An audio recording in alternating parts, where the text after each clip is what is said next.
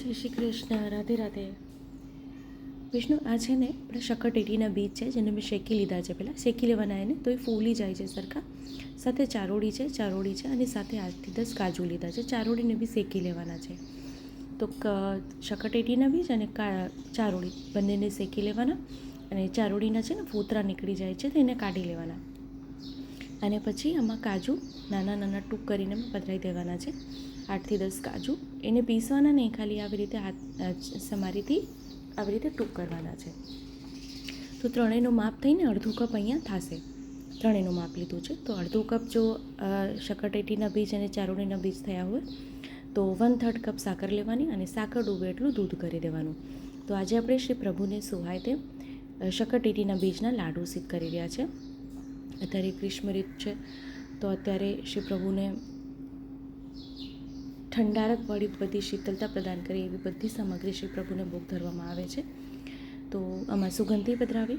તો આ કેવું છે કે આ જે લાડુ આપણે કરી રહ્યા છે તો આમાં માવા કે કંઈ જરૂરત નથી. તો આપણે ઇન્સ્ટન્ટ આ સામગ્રી સિદ્ધ થઈ જાય છે.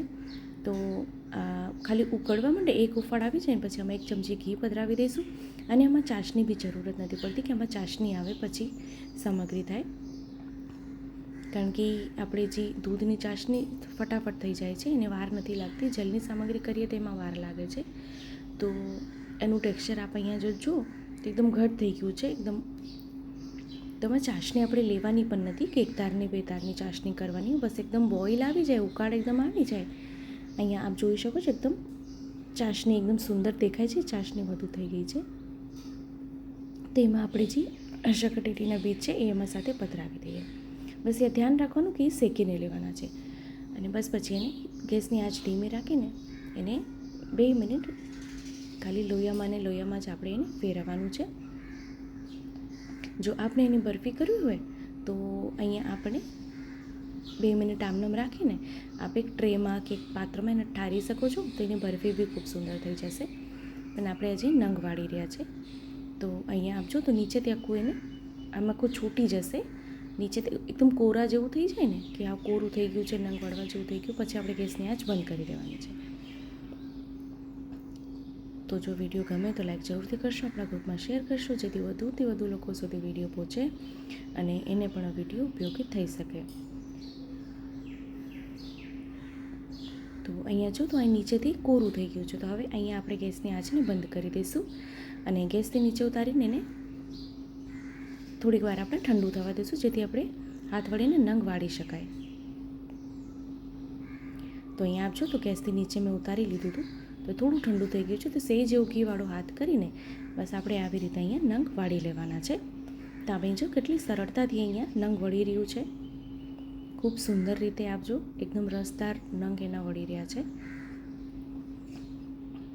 તો આવી રીતે જ આપણે બધા નંગ વાળી લઈએ. તો ખૂબ સરળ અને ખૂબ સુંદર છે, પ્રભુને રૂચે તેમ ખૂબ સુંદર સામગ્રી છે. તો આ બી આ સામગ્રી ચોક્કસથી સિદ્ધ કરજો, શ્રી પ્રભુને ધરાવજો અને કમેન્ટ કરવાનું ના ભૂલશો. કમેન્ટ કરીને જણાવશો કે આપને વિડીયો કેવો લાગ્યો છે. ચેનલ પર નવા આવ્યા હોય તો ચેનલને સબસ્ક્રાઈબ કરશો, બેલ આઇકોન હિટ કરશો, જેથી જ્યારે બી કોઈ વિડીયો અપલોડ કરું તો આપ સુધી નોટિફિકેશન આવી જાય. તો શક્કરટેટીના પન્નાનો વિડીયો પણ આપ સાથે મેં શેર કર્યો છે. તો ખૂબ સુંદર રીતે અહીંયા સામગ્રી હું ઓછા પ્રમાણમાં આપ સાથે શેર કરું છું. આપણે વધારે પ્રમાણમાં સામગ્રી કરી શકો છો. અહીંયા વિડીયો આપને કેવો લાગ્યો છે કમેન્ટ કરીને ચોક્કસથી જણાવશો. આપને કંઈ ના સમજાણું હોય ફરીથી કમેન્ટ કરશો, ચોક્કસથી રિપ્લાય કરીશ. તો ખૂબ સુંદર અને સરળ અને ઇન્સ્ટન્ટ ઝટપટ સિદ્ધ થઈ જાય એવી સામગ્રી આપ બી સિદ્ધ કરો અને કમેન્ટ કરીને જણાવો કે વિડીયો આપને કેવો લાગ્યો છે. તો આપણે ફરીથી મળશું આવી રીતે જ નવા વિડીયો નવી સામગ્રીની સાથે. ત્યાં સુધી આપ સૌને મારા જય શ્રી કૃષ્ણ.